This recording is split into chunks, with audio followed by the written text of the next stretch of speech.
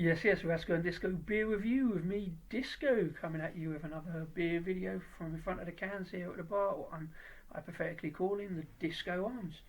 As you see from the title, it's another Lords Brewing video. Off the back of last week's video entitled Breaking News, Disco Made Me Do It, about a new stout that's been put into the Lords Brewing schedule, called, appropriately enough, Disco Made Me Do It. If you haven't seen that video, find out why. Hopefully, if I get the links right, there should be a link up there on the screen, and hopefully at the end of this video. And by the way, I just want to say a massive thanks to everybody who watched that video, everybody who clicked like, everybody who clicked on subscribe from that video, and all the lovely comments posted underneath it, even yours, Rasco, which all added up to the second most watched video on our little channel.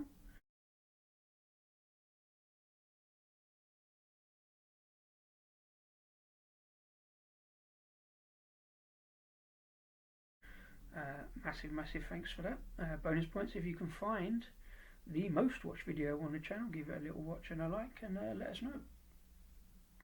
Yeah, so at the end of that video, I said I was going to place a reasonable sized order at Lords to get some of the new beers and some of the ones I wanted to try again. And here it is. Just before we get into the unboxing of that though, I did also say at the end of that video I was going to crack me one remaining can of Sunset Cocoa. I was kind of joking, but I have got a can of Sunset Cocoa, so I thought I might as well do that in this video. Seems appropriate. Oh no, seem to have selected my turning point glass for this. Sorry John, but you know, it's all Yorkshire, isn't it? Anyway, gonna get it out into the glass anyway now. Oh, it's a lively one. It's been sitting in my stash all year, but it's still well within date. And it's probably gonna go everywhere. So it's going to be a slow pour. It's proper creamy there now, look. It's going to be an absolute idiot pour, that is. I'll tell you what we'll do, we'll come back to that. Let's get into the unboxing, right? I have absolutely creamed now. Anyway. Nicely packaged in a nice neat box there. So, what did I get on the back of the video last week? There we go. First up is the Jasper ginger infused golden ale. Brilliant little story about that. It's involved Paul from Paul's Beer Reviews, as I mentioned earlier. If he's going to slag off Sunset Cocoa, John's invited him up. He pitched or helped on the brew day with this one. Ginger relating to some hair related in jokes, but the name Jasper was brilliant. Came upon a live stream and some comments in that live stream relating to a viewer's dog that had recently passed away. The dog was called Jasper, and John immediately came up as well, we're going to call that for the next beer, and Paul agreed, so this is what it came about.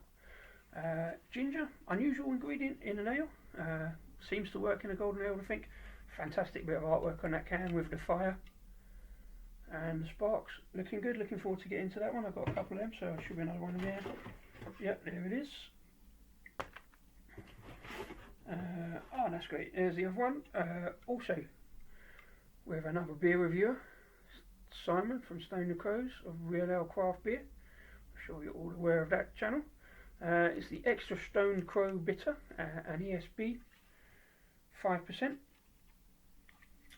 Again, lovely colours on the artwork, and obviously a crow on there. Doesn't look particularly stoned on that one, but maybe it's after the beers. Anyway, looking forward to that one as well. Yeah, a couple of them, as I say, not a massive order for me. Things a little bit tight at the moment. You know, January, I'm sure it's the same for everybody else. But again, wanted to try those two specifically, and I've waited far too long. I was trying to get in before Christmas, but yeah, here's the other one I haven't tried, the Baller Mountain IPA. John at Lords Brewing, massive fan of cars and American stuff in particular, so features heavily on the artwork there. I believe there's a film reference, but because I don't really watch films, I can't remember what it is off the top of my head. I'm sure you'll all tell me what an idiot I've been in the comments, and I'll probably watch the film anyway. Baller Mountain IPA, 5.7%. So got a couple of those in. Also got some more Band and Car. I was having a chat with Mark from Mark's Beer Reviews about this, about whether I should have been including this in my beer of the year, and I didn't have any of the time to go back and check. It is a fantastic porter. As it says on the can, deeply roasted, rich and satisfying. Exactly what I would be saying as well. So I've got a couple of those. And just to finish off, again, because I was having a chat with Mark about them on the same stream that we involved the announcement for the Disco Made Me Do It. Got another couple of cans of Roy, the cranberry infused pale ale. Mark was saying he wasn't too keen on them. Enjoyed himself, said he found it quite tart. I did find it quite tart. I did a review, again there's another video on the channel where I was talking about playing darts on Zoom, and I've had a few cans of these whilst I've been playing darts. I like the fruit content. I'm not a massive fan of anything too sour. I didn't find it too sour. I found it nicely tart with a bit of sweetness in, so I've got some more of those at the time of recording this. They are on reduced on the website, £2 a can.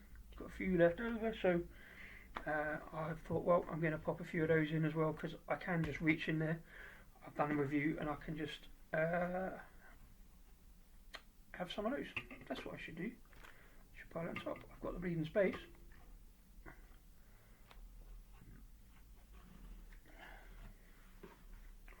Oh, a little bit of dentage on the can of the baller there. Never mind, it's not a problem. All the others are spot on, so fair play. As I say, massive thanks to John for his help with our channel, for up in the last videos he did on YouTube to let everybody know about it, and all stuff he does on Instagram and the live chats. That's been Lords Brewing. Hopefully a card should appear at the end of this video if I get it right to my previous video about it. If you haven't already, go and check that out. Thanks very much. I've been Disco of Vasco and Disco Beer Review. Enjoy the beers. Cheers. Oh yeah.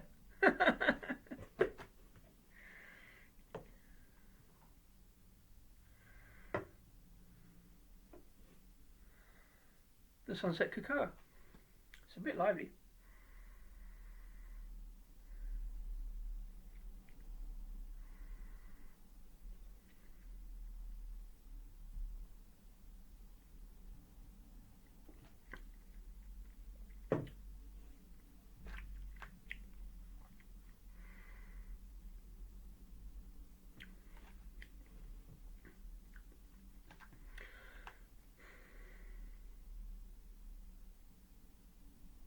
Yeah, cheers. Enjoy the beers.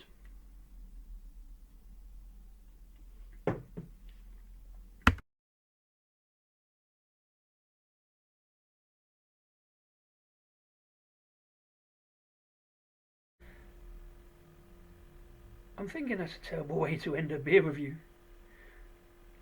I struggle with beer reviews. You know, it's like when you're too worried about saying something bad or negative, you end up saying nothing at all. Well, that's kind of what happened there. There's a lot more to this beer than that. I know there's been some negative comments about it around, say no, most notably Paul of Paul's Beer Reviews. But what is a good example of is one of them beers where what happens up there doesn't necessarily reflect what happens up there. That's why I say, like Crummy does a top to toe beer review, see what's happening all the way through the glass. Some beers do change. And don't get me wrong, it's not changed that much, but there was a lot more to pick out. It's not going to trouble my Beer of the Year awards for next year, this year. But there's a lot more to it than just, ooh. What does for it is the aroma. It's still there. It's very floral, think Paul described it as soap powder. I thought that was a little harsh, but for me, I said somewhere between love hearts and Parma violets, like if they were crushed up. Got that kind of sort of almost lavender scented kind of orange scented kind of aroma to it, where if you catch a whiff of that as you take a gulp, it kind of affects how you taste the beer. But I'm still drinking it. It's not a drain pour. As I get down the bottom now, I can pick up some of those chocolate notes on the back of the palate, getting there quite late on.